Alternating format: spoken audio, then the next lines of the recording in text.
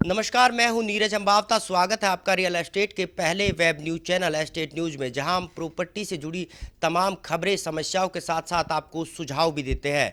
आज हम बात करेंगे बिल्डर फ्लोर की। अगर उसी के बाद उन्होंने नियमों की पालना नहीं की तो उनकी रजिस्ट्रियां नहीं होंगी। क्या कुछ ये प्लान है और किस तरह से डीटीपी विभाग ने जो तहसील है उनको आदेश जारी किए गए हैं और क्या कुछ इन आदेश में कहा गया है, इस पर बातचीत करने के लिए हमारे साथ मौजूद है डीटीपी आरएस भाट जी। भाट साहब, सबसे पहले जो आपने तहसीलदारों को और तहसीलों में आदेश जारी किए हैं, क्या आदेश है खासकर उसी को लेकर और बिल्डर फ्लोर को लेकर? ऐसे है कि जो भी बिल्डर फ्लोर्स हैं इसमें पहले 110 145 एफआईआर सरकार ने की थी। लोगों ने फिर रिक्वेस्ट की, डेवलपर्स ने भी रिक्वेस्ट की, इंडिविजुअल रेजिडेंट्स की भी रिक्वेस्ट थी कि जी इस एफआईआर को बढ़ाया जाए। तो वो 245 264 तक एफआईआर कर दी गई है। जब भी ऑक्यूपेशन सर्टिफिकेट दिए जाते हैं उसके बाद लोगों में टेंडेंसी है कि जी वो कटआउट्स भर लेते हैं, एक्सेस कवरेज करते हैं और जो है इवन एडिशनल फ्लोर बना रहे हैं, जोनिंग की वायलेशन कर रहे हैं, सेटबैक कवर कर रहे हैं। तो अगर सरकार ने इतनी हेल्प की है कि जी जो लोगों का कंसर्न को, लेकिन ये अगर ये ख़त्म नहीं करेंगे इस वायलेशन को तो ये ऐसे ही चलता रहेगा। तो इसके कारण हमने पहले डेमोलिशन भी की है, सीलिंग ड्राइव्स भी की हैं। तो ये देखने में आया है कि सीलिंग के बाद जब बंदा डी सील करवाता है उसके बाद ये ऑक्यूपाई हो जाते हैं। जब थर्ड पार्टी राइट क्रिएट हो जाएं, कोई इंडिविजुअल रहने लग पड़े तो उसके ऊपर कार्रवाई करना, वो कहता है कि मेरे को तो बिल्डर ने ऐसे ही दिया था। तो इसलिए हमने जो है रिक्वेस्ट की है सारे तहसीलदार्स को कि जहां भी हम इन वायलेशंस के अगेंस्ट एक्शन लेंगे उसकी लिस्ट बाई हैंड तहसीलदार्स को प्रोवाइड की जाएगी।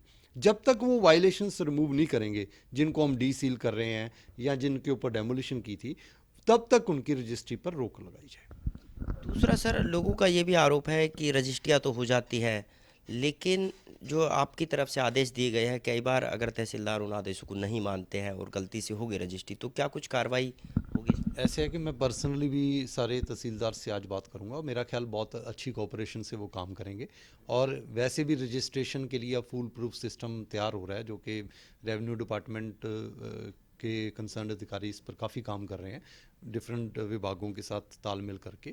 तो मेरा नहीं ख्याल कि ऐसा कुछ होगा कि जी कुछ वायलेशन रजिस्ट्रेशन करने में आएगी।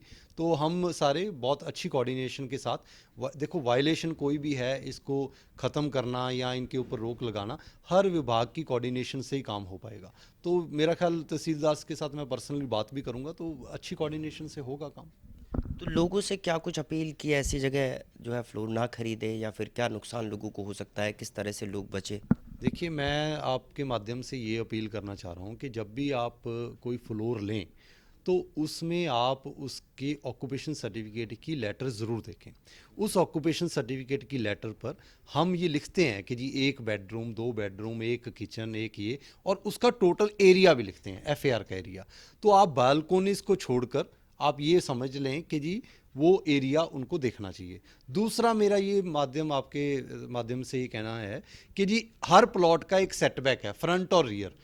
कोई भी बंदा फ्लोर लेता है तो ये मानकर चले कि जो उसके फ्रंट में और रियर में कोई वायलेशन होनी नहीं चाहिए। अगर कोई कमरा भी बना रखा है तो उस फ्लोर्स में इन्वेस्ट ना करें, क्योंकि अल्टीमेटली या तो वो सील होगा या वो टूटेगा।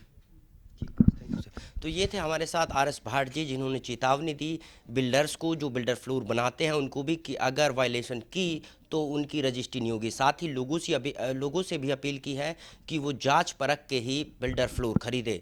गुरुग्राम से कैमरामैन मनप्रीत के साथ नीरज अंबावता, एस्टेट न्यूज़।